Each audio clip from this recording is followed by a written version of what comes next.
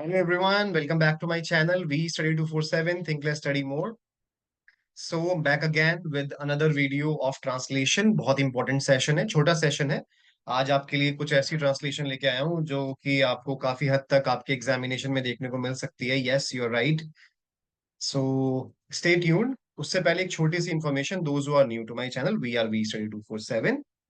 We provide the best content and classes for court examination, so you can check out my previous videos as well. उसके साथ साथ right now we are preparing for DSSB exam 2024, PA, JJ and SPA. इसके लिए मैंने एक translation ई book launch की हुई है. उसका लिंक डिस्क्रिप्शन बॉक्स में है, कमेंट बॉक्स में भी है. You can check it out at just a very nominal price 99, so that everybody can see. बाकी मेरी क्लासेस तो चलती रहेंगी, यहाँ भी मैं आपको एक्सप्लेन कर रहा हूँ. उसको आप प्रैक्टिस के लिए रखिए, 2 3 4 बार उसको प्रैक्टिस करिए तो आपको अच्छे से कॉन्फिडेंस आ जाएगा. आप देखिए, यहाँ वहां उल्टा सीधा भटकने से अच्छा है कि आप टारगेटेड पढ़ाई करें. उसी के लिए ये है. And it's up to you, right. But I would say कि यू शुड बाय इट. चलिए, बाकी हम लोग आगे बढ़ जाते हैं आज सेशन में.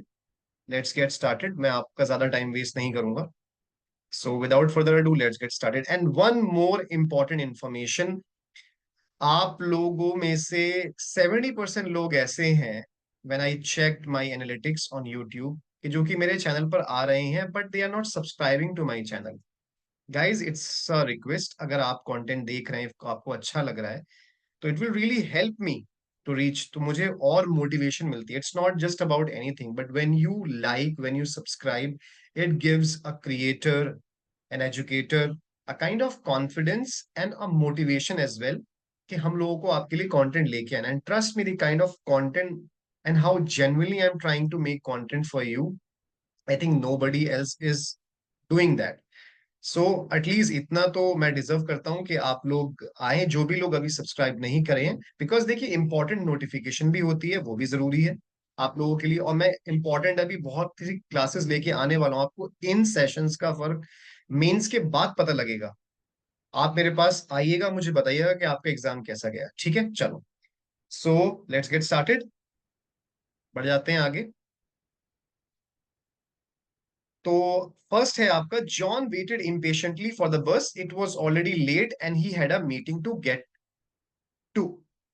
ये आपके पास एक छोटा सा इंग्लिश का सेंटेंस है, बेसिकली पैराग्राफ है. अब आप देखिए कि इसको कैसे करना है. अगर आपको आता है, पॉज करिए वीडियो को, तब मैं आपको बताता हूँ.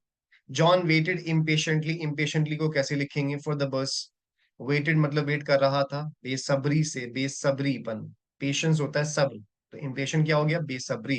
बस के लिए, for the bus. It was already late, काफी देर हो चुकी थी.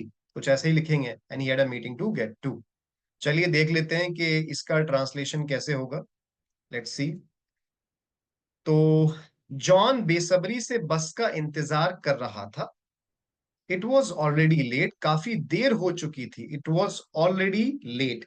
ऑलरेडी के लिए हमने काफी यूज किया. देर हो चुकी थी, चुका है, चुकी थी, ये सब मैंने आपको बताया था पहले. And he had a meeting to get to. और उसे एक मीटिंग में जाना था.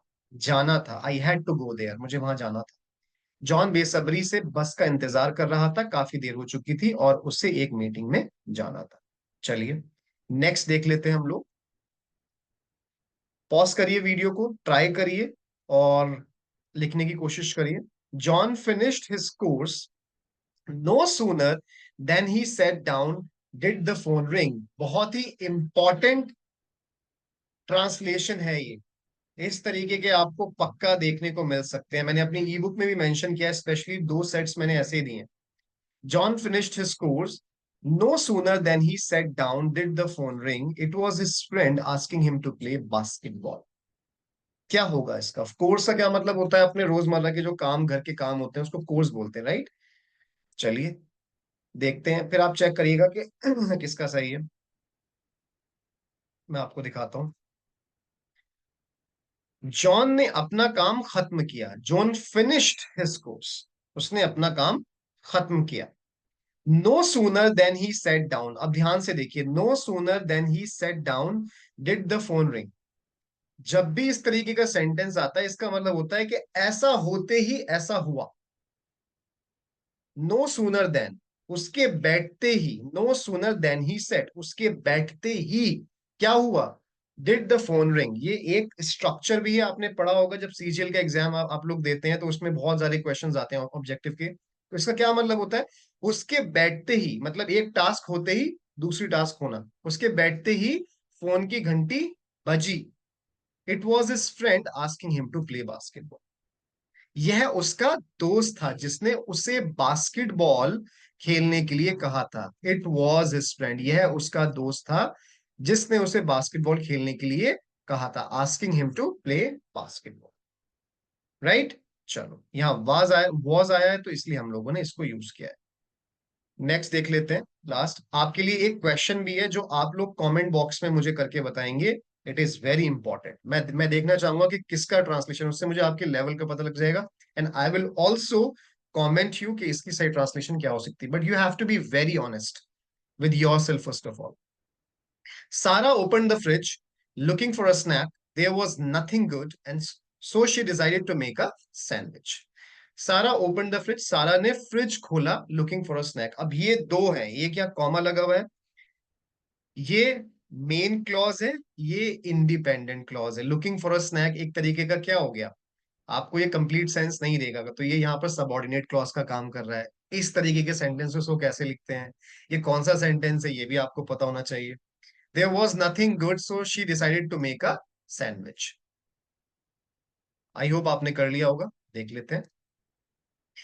देखो, Sarah open the fridge looking for a snack, Sarah ने नाश्ते की तलाश में। अब इसको पूरा लिखेंगे हम, अलग अलग नहीं आएगा, ये पूरा एक ही सेंस देगा।